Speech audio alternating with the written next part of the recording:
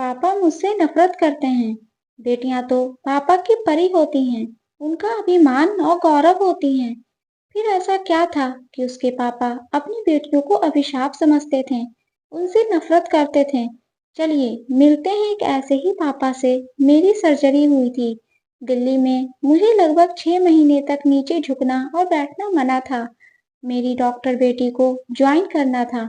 मेरे कारण कई महीनों से जा नहीं पा रही थी। मैंने सोचा कि ये ऐसे कितने महीने बैठी रहेगी और अपने गांव फोन कर दिया। एक पहचान वाले को अपनी परेशानी बताया और कहा कि क्या तुम अपनी बेटी कंचन को मेरी सहायता के लिए भेज सकती हो। वो बोली, हाँ हाँ दीदी, बिल्कुल। आपने तो हमारी बहुत मदद किया है। आप किसी से बुलवा लीजिए। उनको धन्यवाद दिया और अपने भतीजे के साथ दिल्ली बुलवा लिया। मैंने जैसे ही उसे देखा, मैं आश्चर्यचकित रह गई। मेरी बेटी बोली, आप इसी की इतनी तारीफ करती थी, इस मरियल की। देखिए इसकी शक्ल और इसकी हालत, ये क्या आपको संभालेगी। मैं चुपचाप उसे देखती रही और पूछा, तुम बीमार थी, बुखार वगैरह आया था।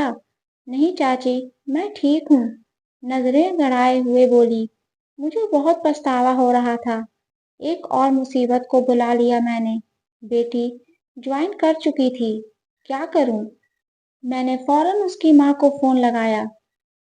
ये कंचन को क्या हो गया है। इतनी खुशमिजाज, हंसमुख, बातूनी, चहकती हुई बच्ची को क्या हो गया। ये 9वीं कक्षा में गई है पर लग ही नहीं रहा है। यदि ये बीमार थी तो नहीं भेजना था। ये तो एकदम गुमसुम और मरियल सी है। मुझे तो डर लग रहा है इसे रखने में। वो बोली, नहीं दीदी, वो बिल्कुल ठीक है। वो क्या है कि ये खाती पीती ठीक से नहीं है और चाय बहुत पीती है। आप इसे चाय कम देना। मैंने बच्ची से कहा, तुम वापस चली जाओ इन भैया के साथ, मैं कुछ और इंतजाम करती हूँ। नहीं नहीं चाची, मैं वापस नहीं जाऊंगी। मैं आपका सब काम करूंगी जो आप कहोगे। मैं हैरान रह गई। ये अपने घर नहीं जाना चाहती है। मैंने कहा, मेरे घर में दो दो सहायिका लगी हैं, खाना बनाने वाली भी। बस तुम्हें मेरी थोड़ी सी सहायता करना है। कंचन ने कहा, मैं जब करूंगी पर वापस नहीं जाऊंगी। ठीक है। और वो धीरे धीरे घुलने लगी। मेरा और मेरी बेटी का भी तथा मेरे पिताजी का भी खूब ध्यान रखती।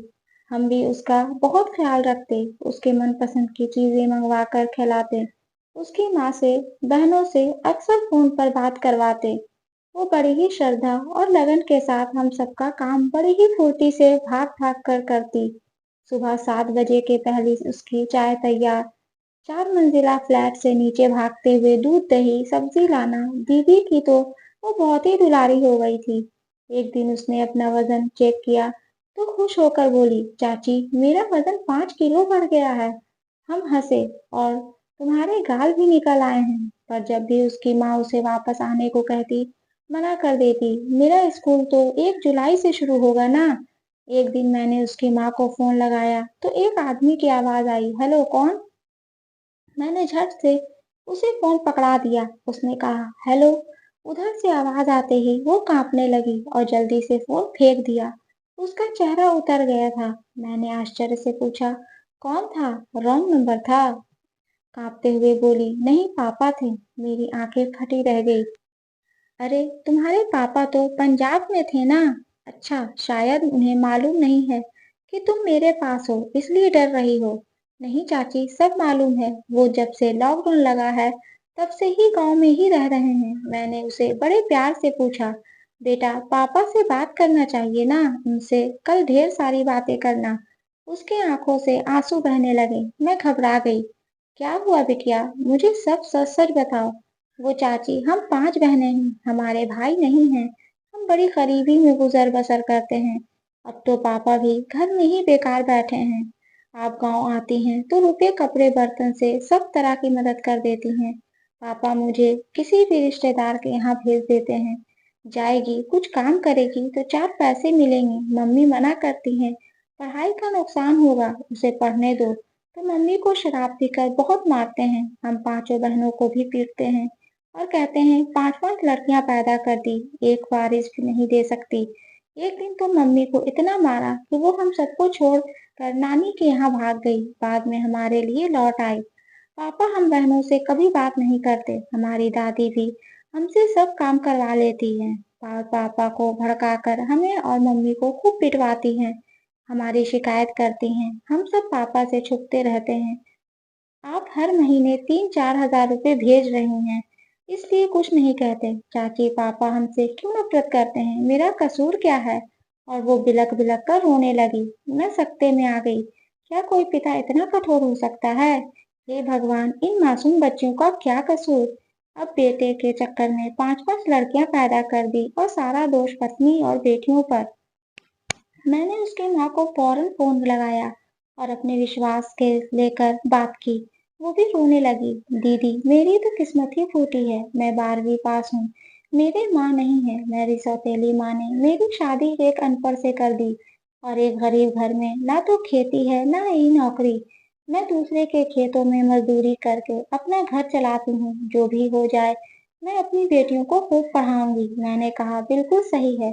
मैं हर महीने इसके खाते में पैसे डालती रह जाऊंगी। इसकी शादी में भी भरपूर मदद करूंगी। जो भी परेशानियां आए मुझे जरूर बताना। अब मैं 30 तारीख को इसे भेज रही हूँ। और इसी के साथ उसने एक और विस्फोट किया।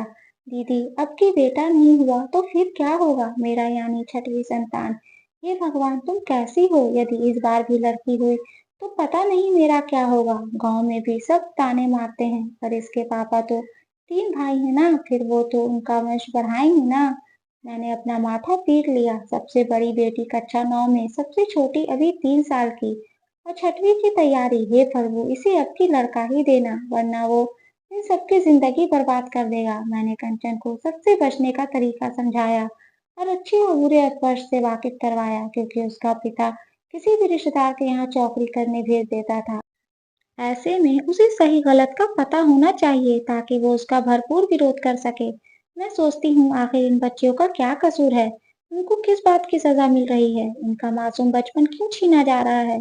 इन बच्चियों से उनके पिता के प्यार से क्यों महरूम किया जा रहा है? वो जाना नहीं चाहती थी और हम उसे अपने पास रख नहीं सकते थे। मैं कभी यहाँ तो कभी वहाँ जाती रहती हूँ। समय बहुत खराब है, एक दिन के लिए भी अकेले नहीं छोड़ सकती। उसको तो जाना ही होगा। अपने पापा की नफरत भरी निगाहों को झेलना ही होगा। और यही सब सोचते सोचते कंचन अपने घर चली गई। लोग बेटियों से चिढ़ते क्यों हैं? कौन ऐसा काम है जो बेटा कर सकता है, बेटी नहीं? बेटा बेटी आज के दौर में सब बराबर हैं। दोस्तों, ये स्टोरी आपको अच्छी लगे तो प्लीज इसे लाइक करें, शेयर करें एंड सब्सक्राइब करें। और इस स्टोरी के बारे में आपकी क्या राय है, हमें कमेंट बॉक्स में जरूर बताएं। और हाँ, बेल आइकन को प्रेस करना ना भूलें, क्योंकि ऐसे ही आने वाली स्टोरी आप तक सबसे पहले